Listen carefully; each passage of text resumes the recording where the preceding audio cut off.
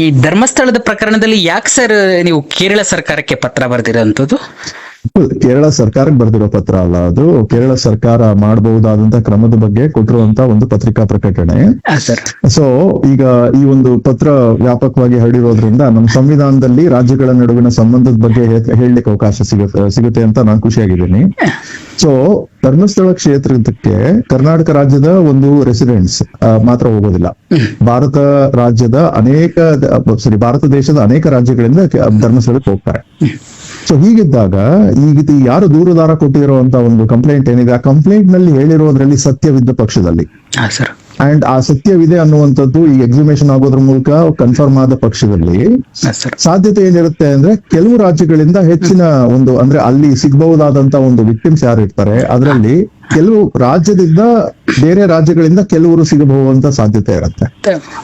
So Kerala ರಾಜ್ಯದಿಂದ ಬಹಳಷ್ಟು ಜನ ಧರ್ಮಸ್ಥಳಕ್ಕೆ ಬರ್ತಿದ್ರು ಅನ್ನುವಂಥದ್ದು ಒಂದು ಕಾಮನ್ ನಾಲೆಡ್ಜ್ ಆಗಿರೋದ್ರಿಂದ, ಮತ್ತೆ ಎರಡನೇದಾಗಿ ಕೇರಳ ರಾಜ್ಯದಲ್ಲಿ ಮಾಧ್ಯಮಗಳಲ್ಲಿ ಇದ್ರ ಬಗ್ಗೆ ವಿಸ್ತೃತ ಚರ್ಚೆ, ಕರ್ನಾಟಕ ರಾಜ್ಯಕ್ಕಿಂತಲೂ ಹೆಚ್ಚಾಗಿ ಕೇರಳ ರಾಜ್ಯದಲ್ಲಿ ವಿಸ್ತೃತ ಚರ್ಚೆ ಆಗ್ತಿರೋದ್ರಿಂದ ಕೇರಳ ಸರ್ಕಾರವು ಕೂಡ ಈ ಸಾಧ್ಯತೆಯನ್ನ ಮನಗಂಡು ರಾಜ್ಯ ಸರ್ಕಾರಕ್ಕೆ ಪತ್ರ ಬರೆದು ದಯವಿಟ್ಟು ತಮ್ಮ ಒಂದು ಇನ್ವೆಸ್ಟಿಗೇಷನ್ ಏನಿದೆ ಬಹಳ ಪಾರದರ್ಶಕವಾಗಿರ್ಲಿ ಅಂತ ವಿನಂತಿ ಮಾಡ್ಕೊಳ್ಳೋದಾಗ್ಲಿ, ಅಥವಾ ತಮ್ಮ ಇನ್ವೆಸ್ಟಿಗೇಷನ್ ಅನ್ನ ಅಸಿಸ್ಟ್ ಮಾಡ್ಲಿಕ್ಕೆ ನಮಗೂ ಅವಕಾಶ ಕೊಡಿ ಅಂತ ಅವರು ಸುಪ್ರೀಂ ಕೋರ್ಟ್ ಹೋಗಿ ಒಂದು ಮನವಿನ ಸಲ್ಲಿಸಲಿಕ್ಕೆ ನಮ್ಮ ಸಂವಿಧಾನದ ನಿಯಮದ ತತ್ವ ಅವಕಾಶವನ್ನ ಕೊಡುತ್ತೆ. ಸೊ ಇದನ್ನ ನಾವು ಮನಸ್ಸಲ್ಲಿ ಇಟ್ಕೊಳ್ಬೇಕಾಗತ್ತೆ. ಯಾವುದೇ ರಾಜ್ಯ ಸರ್ಕಾರ ಈ ತರನಾದ ಪ್ರಕರಣವನ್ನ ಭೇದಿಸಬೇಕಾದ್ರೆ ತಾನು ಮನ ಬಂದಂತೆ ನಡ್ಕೊಳ್ಳಿಕ್ ಸಾಧ್ಯವಾಗೋದಿಲ್ಲ. ಎದಕ್ಕೆ ಅಂದ್ರೆ ತಾನು ನಡೆಸಿದ ತನಿಖೆಯ ಒಂದು ಟ್ರಾನ್ಸ್ಪರೆನ್ಸಿ, ಪಾರದರ್ಶಕತೆ ಏನಿದೆ ಅನ್ನುವಂಥದ್ದನ್ನ ಒಂದು ವೇಳೆ ಬೇರೆ ರಾಜ್ಯಗಳಿಗೆ ಕೇಳಿದ್ರೆ ಹೇಳ್ಬೇಕಾಗತ್ತೆ ರಾಜ್ಯ ಸರ್ಕಾರ. ಸರ್ ಮತ್ತಿನ್ನೊಂದು ರೆಸಲ್ಯೂಷನ್ ಪಾಸ್ ಮಾಡೋದಕ್ಕೇನೋ ರಿಕ್ವೆಸ್ಟ್ ಮಾಡ್ದಂಗಿದ್ದೀರಿ ಪತ್ರದಲ್ಲಿ. ರೆಸಲ್ಯೂಷನ್ ಅಂದ್ರೆ ಅದೇ again it is not a request, ಅದು it's just a press release. So resolution ಅನ್ನ ಪಾಸ್ ಮಾಡೋದ್ರ ಮೂಲಕ ಇದು ರಾಜಕೀಯ ಪ್ರೇರಿತ ಅಲ್ಲ ಅಂತ ಅವರು ಆಕ್ಚುಲಿ ಹೇಳಲಿಕ್ಕೆ ಸಾಧ್ಯವಾಗತ್ತೆ. ಯಾಕೆ ಅಂದ್ರೆ ಈ ತರನಾದ ಒಂದು ಪ್ರಕರಣದಲ್ಲಿ ತಾನು ಕೂಡ ತನಿಖೆಯನ್ನ ಒಂದು ಅಸಿಸ್ಟ್ ಮಾಡ್ತೀನಿ ಅಂತ ಹೇಳ್ಬೇಕಾದ್ರೆ ಅಲ್ಲಿ ರಾಜಕೀಯವನ್ನ ಪಕ್ಕಕ್ಕಿಟ್ಟು ಮಾಡ್ಬೇಕಾಗತ್ತೆ. ಸೊ ರೆಸಲ್ಯೂಷನ್ ಅಲ್ಲಿ ಈಗ ಒಂದು ವೇಳೆ ಸರ್ವಾನುಮತದಿಂದ ಅವ್ರು ಒಪ್ಕೊಳ್ಳೋದಾದ್ರೆ ಅವಾಗ ಅವರು ಅದನ್ನ ಸುಪ್ರೀಂ ಕೋರ್ಟ್ಗೆ ಕೊಟ್ಟು ಹೇಳ್ಬೋದು, ನೋಡಿ ಸ್ವಾಮಿ ಇದು ರಾಜಕೀಯ ಪ್ರೇರಿತ ಅಲ್ಲ, ನಮ್ಮ ರಾಜ್ಯದಲ್ಲಿರುವಂತ ಒಂದು ಬಹುತೇಕ ಬೇರೆ ಬೇರೆ ಪಾರ್ಟಿಗಳಿಂದ ಒಂದು ಸಹಮತ ಇದೆ ಈ ವಿಚಾರಕ್ಕೆ ಅಂತ. ಸೊ ಅದು ಅವ್ರಿಗೆ ಸುಪ್ರೀಂ ಕೋರ್ಟ್ ಹೋಗೋದೇ ಆದ್ರೆ ಅದರ ಒಂದು ಅವಶ್ಯಕತೆ ಅವ್ರಿಗಿರುತ್ತೆ. ಸರ್ ಇಲ್ಲಿ ಸಹಜವಾಗಿ ಒಂದು ಪ್ರಶ್ನೆ ಮೂಡುತ್ತೆ, ಯಾಕಂತಂದ್ರೆ ಕೇರಳ ಸರ್ಕಾರ ಇದ್ರ ಬಗ್ಗೆ ಇನಿಷಿಯೇಟಿವ್ ತಗೊಳ್ಬೇಕು ಅಂತ ಹೇಳಿ ರಿಕ್ವೆಸ್ಟ್ ಮಾಡ್ತಾ ಇದ್ರೆ ಇದು ರಾಜ್ಯ ಸರ್ಕಾರ ಏನ್ ಮಾಡ್ತಾ ಇದೆ, ಅಥವಾ ರಾಜ್ಯ ಸರ್ಕಾರದ ಬಗ್ಗೆ ನಂಬಿಕೆ ಇಲ್ಲ ಅನ್ನೋ ಒಂದು ಪ್ರಶ್ನೆ ಉದ್ಭವ ಆಗುತ್ತೆ. ಇದ್ರ ಬಗ್ಗೆ ಹೇಳೋದಾದ್ರೆ ಸರ್, ರಾಜ್ಯ ಸರ್ಕಾರದ ಬಗ್ಗೆ ನಂಬಿಕೆ ಇದೆ ಅಂತಾನೆ ಭಾವಿಸೋಣ ಒಂದು ಕ್ಷಣ.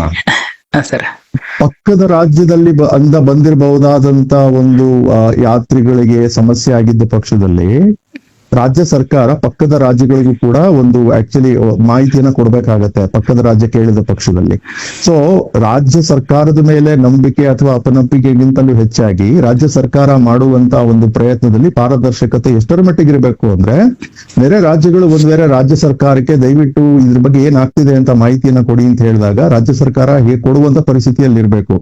ಬಟ್ ಆದ್ರೆ ಸದ್ಯದ ಪರಿಸ್ಥಿತಿಯಲ್ಲಿ ರಾಜ್ಯ ಸರ್ಕಾರದ ಒಂದು ಕ್ರಮ ಆಬ್ವಿಯಸ್ಲಿ ಅವರು ಖಂಡಿತ ನಡೀತಿರುವಂತದನ್ನ ನೋಡ್ತಾರೆ ಅಂತ ಭಾವಿಸಿರ್ತೀನಿ. ಈ ತರನಾದ ಪ್ರಕರಣದಲ್ಲಿ ಸತ್ಯ ಇದೆಯಾ ಇಲ್ವಾ ಅಂತ ತಿಳ್ಕೊಳ್ಳಿಕ್ಕೆ ಇರೋದು ಒಂದು ದಾರಿ. ಆ ಒಂದು ದಾರಿ ಏನಂದ್ರೆ ಆತ ದೂರನ್ನ ದಾಖಲಿಸಿದ ಮರುಕ್ಷಣವೇ ಆತನನ್ನ ಕರ್ಕೊಂಡೋಗಿ ಎಲ್ಲಪ್ಪ ನೀನು ಊತ ಹಾಕಿದ್ಯಾ ತೋರ್ಸು ಅಂತ ಹೇಳಿ ಆತ ಹೇಳಿದ್ದ ಜಾಗಗಳಿಂದ ಹೊರ ತೆಗೆಯುವಂಥದ್ದು. ಒಂದು ವೇಳೆ ಅವನು ಮಾಡಿದ ದೂರಿನಲ್ಲಿ ಸತ್ಯ ಇದ್ರೆ, ಅವ್ನು ಮಾಡಿದ ದೂರಿನಲ್ಲಿ ಸತ್ಯ ಇಲ್ಲ ಅನ್ನೋದಾದ್ರೆ ಎಕ್ಸ್ಪೋಸ್ ಮಾಡ್ಲಿಕ್ಕೂ ಅದೇ ಅವಕಾಶ ಬೇಕಾಗತ್ತೆ. ನೀವು ಆತನನ್ನ ಮಾರನೇ ದಿನವೇ ಕರ್ಕೊಂಡು ಹೋದಾಗ ಆತ ಒಂದ್ ವೇಳೆ ಹೇಳಿದ ಜಾಗದಲ್ಲಿ ಏನು ಸಿಗದೆ ಹೋದಾಗ ಆತನ ವಿರುದ್ಧ ನೀವು ಮೊಕದ್ದಮೆಯನ್ನ ದಾಖಲಿಸಬಹುದು, ನೀನು ಸುಳ್ಳು ಹೇಳ್ತಿದ್ದಿ ಅಂತ. ಆ ಸುಳ್ಳು ಹೇಳ್ತಿದ್ದೇನೆ ಅಂತ ಮೊಕದ್ದಮೆಯನ್ನ ದಾಖಲಿಸೋಣ ಅನ್ನುವಂತ ಒಂದು ಕುತೂಹಲ ಪೊಲೀಸ್ನವ್ರಿಗೆ ಇರ್ಬೇಕಿತ್ತು, ರಾಜ್ಯ ಸರ್ಕಾರಕ್ಕೆ ಇರ್ಬೇಕಿತ್ತು. ಬಟ್ ಅದಿಲ್ಲ. ಸೊ ಅದಿಲ್ದೇ ಇರೋದ್ರಿಂದ 17 ದಿನಗಳಾದ್ರೂ ಅವರು ಎಕ್ಸಿಮೇಷನ್ ಮಾಡ್ಲಿಕ್ಕೆ ಮುಂದಾಗದೇ ಇರೋದ್ರಿಂದ ಏನಾಗ್ತಿದೆ ಅಂದ್ರೆ ಆತ ಮಾಡಿರುವಂತ ಆರೋಪದಲ್ಲಿ ಸತ್ಯ ಇರೋ ಕಾಣ್ತಿದೆ. ಇದನ್ನ ಸಾರ್ವಜನಿಕರು ಗಮನಿಸ್ತಿದಾರಲ್ವಾ? ಇದು ಯಾತಕ್ಕೆ ಈ ಪ್ರಕರಣ ದಿನದಿಂದ ದಿನಕ್ಕೆ ಆಕ್ಚುಲಿ ಹೆಚ್ಚು ಹರಡ್ತಾ ಇದೆ, ಹೆಚ್ಚು ಜನರು ಇದ್ರ ಬಗ್ಗೆ ಆಸಕ್ತಿಯನ್ನ ತೋರಿಸ್ತಿದ್ದಾರೆ ಅಂದ್ರೆ ಇದರಲ್ಲಿ ಯಾವುದು ಅಗತ್ಯವಾಗಿ ನಡಿಬೇಕಿತ್ತು ಅದು ನಡೀದೇ ಇರೋದ್ರಿಂದ ಸಾರ್ವಜನಿಕರಿಗೆ ಒಂದು ಕಾಮನ್ ಸೆನ್ಸ್ ಅಂತ ಇರುವಂತ ವ್ಯಕ್ತಿಗಳು ಅನ್ನಿಸ್ತಿದೆ ಸರ್ಕಾರ ಅಥವಾ ಪೊಲೀಸರು ತಾವು ಮಾಡ್ಬೇಕಾದ ಕೆಲಸವನ್ನ ಇದರಲ್ಲಿ ಮಾಡ್ತಿಲ್ಲ ಅಂತ. Sir, apart from your request press release ಬಿಟ್ಟು ಮಾತಾಡೋದಾದ್ರೆ, ಈ ರೀತಿಗೆ ಲೇಟ್ ರಿಪೋರ್ಟೆಡ್ ಅಂದ್ರೆ ಕೊಲೆ ಇರ್ಬೋದು ಅಥವಾ ರೇಪ್ ಕೇಸ್ಗಳಿರ್ಬೋದು 1 year ಅಥವಾ ಸುಮಾರು ವರ್ಷಗಳಾದ್ಮೇಲೆ ಲೇಟ್ ಆಗಿ ರಿಪೋರ್ಟ್ ಆಗುವಂತ ಪ್ರಕರಣಗಳಲ್ಲಿ ಕನ್ವಿಕ್ಷನ್ ರೇಟ್ ತುಂಬಾ ಕಡಿಮೆ ಇರುತ್ತೆ ಅಂತ ಅನ್ನೋ ಸಿಚುವೇಶನ್ ಇರುವಂತದ್ದು. ಇಂಥ ಸಂದರ್ಭದಲ್ಲಿ ಸರ್ಕಾರಗಳೇ ಅಥವಾ ಪೊಲೀಸ್ ಇಲಾಖೆ ಇಷ್ಟು ಲೇಟ್ ಮಾಡ್ತಾ ಇದ್ರೆ ಈ ಕೇಸ್ ಮೇಲೆ ಯಾವ ರೀತಿಯಾಗಿ ಪರಿಣಾಮ ಬೀರಬಹುದು ಅಂತ.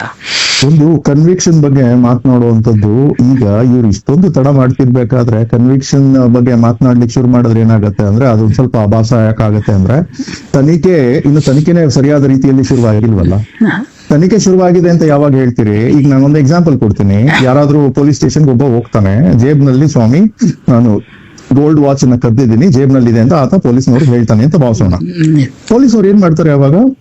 ಹೌದಾ, ನೀನು ಗೋಲ್ಡ್ ವಾಚ್ ಕದ್ದಿದ್ಯಾ? ಆ ಕದ್ದಿರೋ ವಾಚ್ ನಿನ್ ಜೇಬ್ನಲ್ಲಿದ್ಯಾ? ಹಾಗಿದ್ರೆ 1 ನಿಮಿಷ ತಡಿ ಅನ್ಬಿಟ್ಟು ಇಬ್ರು ವಿಟ್ನೆಸಸ್ ಅನ್ನ ಕರೆಸ್ಬಿಟ್ಟು ವಿಟ್ನೆಸಸ್ ಎದುರಿಗೆ ಹೇಳ್ತಾರೆ ಪೊಲೀಸು, ದಯವಿಟ್ಟು ಹೊರಗೆ ತೆಗಿ ಅಂತ ಹೇಳ್ತಾರೆ. ಅವ್ನು ಹೊರಗೆ ತೆಗಿದೇ ಹೋದ್ರೆ ಅವರೇ ಕೈ ಹಾಕಿ ತೆಗಿತಾರೆ. ಇಷ್ಟು ಸರಳವಾದ ಪ್ರಕರಣವನ್ನ ಇವರು 17 ದಿನಗಳಾದ್ರೂ ಕೂಡ ಆತ ಹೇಳಿರೋದ್ರಲ್ಲಿ ಸತ್ಯ ಇದೆಯಾ ಇಲ್ವಾ ಅಂತ ತಿಳ್ಕೊಳ್ಳಿಕ್ಕೆ ಆತನನ್ನ ಜಾಗಗಳಿಗೆ ಕರ್ಕೊಂಡೋಗಿ ಎಕ್ಸಿಮೇಷನ್ ಯಾತಕ್ ಮಾಡ್ತಿಲ್ಲ? ಎಕ್ಸಿಮೇಷನ್ ಮಾಡದೇ ಇರೋದ್ರಿಂದ ಪೊಲೀಸ್ನವರ ನಡೆ ಮೇಲೆ ಸಂಶಯ ಪಡಬೇಕಾಗಿರುವಂತದ್ದು ಒಬ್ಬ ಸಾರ್ವಜನಿಕನ ಒಂದು ರೀಸನಬಲ್ ಸಸ್ಪಿಷನ್ ಆಗುತ್ತೆ. ಅಂಡ್ ಪೊಲೀಸ್ನವ್ರು ಏನು ಮೇಲಿಂದ ಉದ್ರಿದಾರ? ಏನು ಓದ್ತಾ ಇದಾರೆ? ಅವರು ಯಾವ ಕಾನೂನು ಓದ್ತಾ ಇದಾರೆ? ಕ್ರಿಮಿನಲ್ ಪ್ರೊಸೀಜರ್ ಕೋಡ್ ಓದ್ತಾ ಇದಾರ? ಇಂಡಿಯನ್ ಪೀನಲ್ ಕೋಡ್ ಓದ್ತಾ ಇದಾರ? ಅವ್ರಿಗಿರೋ ಜ್ಞಾನಕ್ಕಿಂತ ಬೇರೆಯವ್ರಿಗೆ ಅವ್ರಿಗಿಂತ ಜ್ಞಾನ ಇರ್ಬೋದು ಅಂತ ಅವ್ರು ಭಾವಿಸ್ಬೇಕಾಗುತ್ತೆ. ಫಸ್ಟ್ ಅಂಡ್ ಫಾರ್ಮೋಸ್ಟ್ ತನಿಖಾಧಿಕಾರಿಗೆ ವಿವೇಚನೆ ಇದೆ ಅಂತ ಹೇಳಿದ್ದಾರೆ. ಯಾವ ತರನಾದ ವಿವೇಚನೆ? ನೀವು ಒಬ್ಬ ಡಾಕ್ಟರ್ ಅಂತ ಭಾವಿಸೋಣ, ನಿಮ್ ಎದುರಿಗೆ ನಿಮ್ ಬಳಿ ಒಬ್ಬ ಬರ್ತಾನೆ, ಪೇಷಂಟ್ ಬರ್ತಾನೆ, ಸ್ವಾಮಿ ನನಗೆ ಗನ್ ಶಾಟ್ ಗುಂಡಿನ ಏಟು ಬಿದ್ದಿದೆ, ದಯವಿಟ್ಟು ಹೊರಗೆ ತೆಗೀರಿ ಅಂತ. ನನಗೆ ವಿವೇಚನೆ ಇದೆ, ನಾನು 10 ದಿನ ಆದ್ಮೇಲೆ ತೆಗಿತೀನಿ ಅಂತ ಹೇಳಿದ್ರೆ ಆ ವಿವೇಚನೆಗೆ ಅರ್ಥವೇ ಇರೋದಿಲ್ಲ. ಯಾಕೆಂದ್ರೆ ಅವ್ನು ಬದುಕೋದೇ ಅರ್ಧ ಗಂಟೆ ಆದ್ಮೇಲೆ. ವಿವೇಚನೆ ಬಳಸಬೇಕಾಗಿರುವಂತದ್ದು time is of the essence ನಲ್ಲಿ ಒಂದು ಶೀಘ್ರವಾಗಿ ಬಳಸಿದ್ರೆ ಅದನ್ನ ವಿವೇಚನೆ ಅಂತ ಕರೀತಾರೆ. ಅದನ್ನ ಬಿಟ್ಟು ಈತ ಮಾಡಿದಂತ ದೂರಿನಲ್ಲಿ ಆ ದೊಡ್ಡ ಮಟ್ಟದ ಆರೋಪ ಮಾಡಿದಾನಲ್ಲ, ಆ ಜಾಗಗಳಲ್ಲಿ ಒಂದು ವೇಳೆ ಆರೋಪಿಗಳು ಇದ್ದಂತವ್ರು ಒಂದು ವೇಳೆ ಇದ್ರಲ್ಲಿ ಸತ್ಯ ಇದೆ ಅಂತ ಭಾವಿಸೋಣ, ಆರೋಪಿಗಳಿಗೆ ಅವಕಾಶ ಕೊಟ್ಟಾಗ ಹಾಕ್ತಿಲ್ವಾ? ಎಲ್ಲೆಲ್ಲಿ ಇರ್ಬೋದು ಅಲ್ಲೆಲ್ಲ ಹುಡುಕಿ ಹೊರಗಡೆ ತೆಗ್ಲಿಕ್ಕೆ ಅವಕಾಶಗಳನ್ನ ಕೊಡ್ತಾ ಇಲ್ವಾ ಆರೋಪಿಗಳಿಗೆ? ಏನ್ ಪೊಲೀಸ್ನವರು ಮಾಡಿದ್ದೆಲ್ಲ ಮಾಡ್ತೀವಿ, ನಾವು ಮಾಡೋದೇ ಆಕ್ಚುಲಿ ಸರ್ವಸ್ವ ಅಂತ ಹೇಳುವಂತದ್ದು ಅಧಿಕಾರ ಯಾರು ಕೊಟ್ಟಿದಾರ ಅವ್ರಿಗೆ? ಈ ಪ್ರಜಾಪ್ರಭುತ್ವದಲ್ಲಿ ಏನ್ ಅನ್ಕೊಂಡಿದಾರೆ ಪೊಲೀಸ್ನವರು? ಅವ್ರು ಮಾಡ್ಬೋದು, ಡಿಸ್ಕ್ರಿಷನ್ ಇದೆ ಅಂತ ಹೇಳ್ತಿದ್ರಲ್ಲ, ಯಾರು ಕೊಟ್ಟರು ಅವ್ರಿಗೆ ಡಿಸ್ಕ್ರಿಷನ್ ಅನ್ನ ಇಂಥ ಕೇಸ್ ನಲ್ಲಿ? 17 ದಿನ ಆದ್ರೂ ಮುಟ್ದೇ ಇರೋ ಹಾಗೆ ಅವ್ರಿಗೇನ್ ಭಯ ಇರೋಂಗ್ ಕಾಣುತ್ತೆ ಎಕ್ಸಿಮೇಷನ್ ಆದ್ರೆ ಏನೇನ್ ಬಂದ್ಬಿಡುತ್ತೆ ಈಚೆಗೆ ಅಂತ. ಖಂಡಿತ ಸರ್. ಮತ್ತೊಂದು ಪ್ರಶ್ನೆ, ಈ ಹಂತದಲ್ಲಿ ಹಿಂದೆ ಸೌಜನ್ಯ ಕೇಸು ಸುಮಾರು ಸರಿ ಕೋರ್ಟ್ಗೆ ಹೋಗಿತ್ತು. ಕೋರ್ಟ್ನಲ್ಲಿ ಏನೇನೋ ವಾದಗಳಾದವು, ಪ್ರತಿವಾದಗಳಾದವು, ಮತ್ತೆ ಆ ಕೇಸ್ಗೆ ಸಂಬಂಧಿಸಿದಂತೆ ಸಾಕಷ್ಟು ವಿಚಾರಗಳಿದ್ವು. ಈಗ ಇದು ಹೊಸದಾಗಿ ಪ್ರಕರಣ ದಾಖಲಾಗಿದೆ. ಮತ್ತೊಬ್ಬ ತಾಯಿ ಬಂದು ದೂರನ್ನ ಕೊಡ್ತಿದ್ದ, ನನ್ನ ಮಗಳು ನಾಪತ್ತೆಯಾಗಿದ್ಲು 23 ವರ್ಷದಿಂದ ಅಂತ ಹೇಳಿದ್ರು. ಈ ಹಂತದಲ್ಲಿ ಯಾರಾದ್ರೂ ಕೋರ್ಟ್ಗೆ ಅರ್ಜಿಯನ್ನ ಹಾಕಿ ಕೋರ್ಟ್ ಅನ್ನ ಇಂಟರ್ಫಿಯರ್ ಮಾಡೋದಕ್ಕೆ ಆಗೋದಿಲ್ವಾ, ಅಥವಾ ಕೋರ್ಟ್ ನಿಂದ ಆದೇಶವನ್ನ ಮಾಡಿಸೋದಕ್ಕೆ ಆಗೋದಿಲ್ವಾ ಈ ಹಂತದಲ್ಲಿ ಅಂತ? ಒಂದು ಏನಾಗುತ್ತೆ ಅಂದ್ರೆ, ಇದು ಈ ದೂರುದಾರ ಯಾರು ಬಂದಿದ್ದಾನೆ, ಇದು ಅದೇ ಬೃಹತ್ ಆದಂತ ಒಂದು ಇಶ್ಯೂ. ಸೊ ನಾನು ಆ ಇಶ್ಯೂ ಬಿಟ್ಟು ಹೊರಗಡೆ ಅನನ್ಯ ಭಟ್ ಅವರ ಪ್ರಕರಣದ ಬಗ್ಗೆ ಆಗಲಿ, ಸೌಜನ್ಯ ಪ್ರಕರಣ ಬಗ್ಗೆ ಆಗ್ಲಿ ಏನು ಹೇಳಲಿಕ್ಕೆ ಬಯಸೋದಿಲ್ಲ. ಅದಕ್ಕೆ ಅಂದ್ರೆ ಅಲ್ಲಿ ಆ ಒಂದು ಪ್ರಕರಣ ಹೆಚ್ಚು ಕಡಿಮೆ ಮುಗಿದೋಗಿದೆ, ಇನ್ನೊಂದು ಪ್ರಕರಣ ಶುರು ಆಗಿಲ್ಲ. ಸೊ ಹಂಗಿರೋದ್ರಿಂದ ತಾಳೆ ಹಾಕಿ ನೋಡುವಂತದ್ರ ಪ್ರಯೋಜನವಾಗೋದಿಲ್ಲ ಈ ಒಂದು ಪ್ರಕರಣ. And at the end of the day ನೀವು ಬೇರೆ ಬೇರೆ ಪ್ರಕರಣಗಳಲ್ಲಿ ಅವ್ರಿಗೆ ನ್ಯಾಯ ಸಿಗ್ಬೇಕು ಅನ್ನೋದೇ ಆದ್ರೆ ಈ ಪ್ರಕರಣದಲ್ಲಿ ಏನನ್ನ ಮಾಡ್ಲಾಗತ್ತೆ ಅನ್ನೋದನ್ನ ನೋಡಿದ್ಮೇಲೆ ಗೊತ್ತಾಗತ್ತೆ. ಸೊ ಆ ಪ್ರಕರಣಗಳಲ್ಲಿ ನ್ಯಾಯ ಸಿಗೋದಕ್ಕೂ ಮತ್ತೆ ಈ ಪ್ರಕರಣದಲ್ಲಿ ಆಗ್ಬೇಕಾಗಿರೋದಕ್ಕೂ ಯಾವ ತರನ ಸಂಬಂಧ ಇದೆ ಅನ್ನುವಂಥದ್ದು ತನಿಖೆ ಮುಂದುವರೆದ್ರೆ ಮಾತ್ರ ಗೊತ್ತಾಗತ್ತೆ. ಸೊ ಅನನ್ಯ ಭಟ್ ಪ್ರಕರಣದ ಬಗ್ಗೆ ಸದ್ಯಕ್ಕೆ ನಾನೇನು ಹೇಳಲಿಕ್ಕೆ ಬಯಸೋದಿಲ್ಲ. ಯಾಕೆಂದ್ರೆ ಒಂದು ಮಿಸ್ಸಿಂಗ್, ತನ್ನ ಮಗಳು ತುಂಬಾ 2003ರಿಂದ ಮಿಸ್ಸಿಂಗ್ ಆಗಿದ್ದಾಳೆ ದೇವಸ್ಥಾನಕ್ಕೆ ಹೋಗಿ ಅಂತ ಅವ್ರು ಹೇಳಿದ್ದಾರೆ. ಅಂಡ್ ಅವ್ರೊಬ್ರೇನ ಇರೋದು ಈ ರೀತಿ ಹೇಳ್ತಾ ಇರೋದು, ಬೇರೆಯವರೆಲ್ಲ ಬಂದು ಹೇಳಲಿಕ್ಕೆ ಅವಕಾಶವಾಗುತ್ತಾ? ಒಂದ್ ವೇಳೆ ಎಕ್ಸಿಮೇಷನ್ ಶುರುವಾದ್ರೆ ನೋಡಿ, ಎಕ್ಸಿಮೇಷನ್ ಶುರುವಾಯ್ತು ಅಂತ ಇಟ್ಕೊಳ್ಳಿ, ಆತ ಹೊರಗೆ ತೆಗ್ದ ಅಂತ ಇಟ್ಕೊಳ್ಳಿ, ಯಾವಾಗ ಬಹಳಷ್ಟು ಜನ ಬರ್ಬೋದು. ಅಂಡ್ ಎಕ್ಸಿಮೇಷನ್ ಶುರುವಾಯ್ತು, ಆತ ಏನು ತೆಗಿಲಿಲ್ಲ ಅಂದ್ರೆ ಆತನ ಮೇಲೆ ಸುಳ್ಳು ಆರೋಪ ಮಾಡಿದಾನೆ ಅಂತ ಪ್ರಕರಣ ದಾಖಲಿಸಬಹುದಲ್ವಾ? ಸುಳ್ಳು ಆರೋಪ ಮಾಡಿದ್ದಾನೆ ಅನ್ನೋ ಪ್ರಕರಣ ಹಾಕ್ಲಿಕ್ಕೆ ತಯಾರಾಗಿರ್ಬೇಕಿತ್ತು ಪೊಲೀಸ್ನವರು. ಅವನನ್ನ ಕೈಲಿ ಎಕ್ಸಿಮೇಷನ್ ಆತ ಹೇಳಿದ ಸ್ಥಳಗಳಿಗೆಲ್ಲ ಕರ್ಕೊಂಡೋಗಿ ಆತನಿಗೆ ತೆಗಿಯಪ್ಪ ಅಂತ ಹೇಳಿ ಆತ ತೆಗಿಲಾರದಂತ ಒಂದು ಪರಿಸ್ಥಿತಿಗೆ ಅವರು ಸುಳ್ಳು ಆರೋಪ ಮಾಡಿದ್ದಾನೆ ಅಂತ ಒಂದು ಪ್ರಕರಣ ಹಾಕ್ಬೋದಿತ್ತಲ್ಲ. ಯಾತಕ್ಕೆ? ಈ ತರನಾದ ಪ್ರಕರಣದಲ್ಲಿ ಇಷ್ಟು ಸರಳವಾಗಿ ಬಗೆಹರಿಸಬಹುದಂತ ಪ್ರಕರಣವನ್ನ ಅವರು ಮೀನಮೇಷ ಎಣಿಸ್ತಿರೋದ್ರಿಂದ ಏನಾಗತ್ತೆ, ಈತನ ದೂರಿನಲ್ಲಿ ಸತ್ಯನ ಹೇಳಿದಾನೆ ಅಂತ ಒಂದು ಭಾವಿಸುವಂತ ಪರಿಸ್ಥಿತಿಗೆ ಜನ ಬರ್ತಿದ್ದಾರೆ ಅಂತ ಹೇಳ್ತೀನಿ. ನಮ್ಗಿರೋ ಮಾಹಿತಿ ಪ್ರಕಾರ ಸರ್, ಎಕ್ಸಿಬಿಷನ್ಗೆ ಕೋರ್ಟ್ ಇಂದ ಇನ್ನು ಪರ್ಮಿಷನ್ ಕೇಳಿಲ್ಲ ಪೊಲೀಸರು ಇದುವರೆಗೂ. ಎಕ್ಸಿಮೇಷನ್ಗೆ ಕೋರ್ಟ್ ಇಂದ ಪರ್ಮಿಷನ್ ಅವಶ್ಯಕತೆ ಬರೋದಿಲ್ಲ, ಯಾಕಂದ್ರೆ ಅದು ಸೆಕ್ಷನ್ 154 ಅಂದ್ರೆ ಹಿಂದಿನ ಕ್ರಿಮಿನಲ್ ಪ್ರೊಸೀಜರ್ ಕೋಡ್ ನಲ್ಲಿ ತನಿಖೆಯ ಒಂದು ಭಾಗವಾಗುತ್ತೆ. ಅಂಡ್ ಸೊ ಸುಪ್ರೀಂ ಕೋರ್ಟ್ ಬಹಳಷ್ಟು ಪ್ರಕರಣಗಳಲ್ಲಿ ಹೇಳಿದೆ ಏನಂತ ಅಂದ್ರೆ, ಅಪರಾಧಕ್ಕೆ ಒಳಗಾಗಿ ಸತ್ತಂತ ವ್ಯಕ್ತಿಗಳ ಒಂದು ಕಳೆಬರನ್ನ ಹೊರಗೆ ತೆಗೆಯುವಂತದ್ದು ತನಿಖೆಯ ಭಾಗವಾಗುತ್ತೆ, ಇನ್ಕ್ವೆಸ್ಟ್ ಭಾಗವಾಗೋದಿಲ್ಲ. ಇನ್ಕ್ವೆಸ್ಟ್ ಭಾಗ ಏನಂದ್ರೆ ಅಪರಾಧ ನಡೆದಿರಬಹುದಾ ಅಂತ ತಿಳ್ಕೊಳ್ಳೋದಕ್ಕೆ ಇನ್ಕ್ವೆಸ್ಟ್.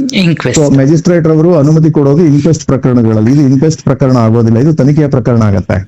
ಓಕೆ, ಹಂಗಿರೋದ್ರಿಂದ ಸೊ ಇದು ಪೊಲೀಸ್ನವರು ಮ್ಯಾಜಿಸ್ಟ್ರೇಟ್ ಅವರ ಅನುಮತಿ ಕಾಯುವ ಅವಶ್ಯಕತೆ ಇಲ್ಲ. ಅಂಡ್ ಮ್ಯಾಜಿಸ್ಟ್ರೇಟ್ ಖಂಡಿತ ಹೇಳ್ಬೋದು ಅವ್ರಿಗೆ, ಅಲ್ಲ ರೀ ಆತ ಬಂದು ಇಂತಿಂತ ನಿರ್ದಿಷ್ಟ ವ್ಯಕ್ತಿಗಳ ಪಾತ್ರ ಇದೆ ಅಂತ ಹೇಳಿ ಇಲ್ಲಿ ಅಪರಾಧ ನಡೆದಿದೆ ಅಂತ ಹೇಳಿದ್ಮೇಲೆ ಆ ಮಾಹಿತಿಯನ್ನ ಇಟ್ಕೊಂಡು ನೀವು ಇನ್ಕ್ವೆಸ್ಟ್ ಕೇಳಲಿಕ್ಕೆ ಅವಕಾಶ ಇರೋದಿಲ್ಲ ಅಂತ.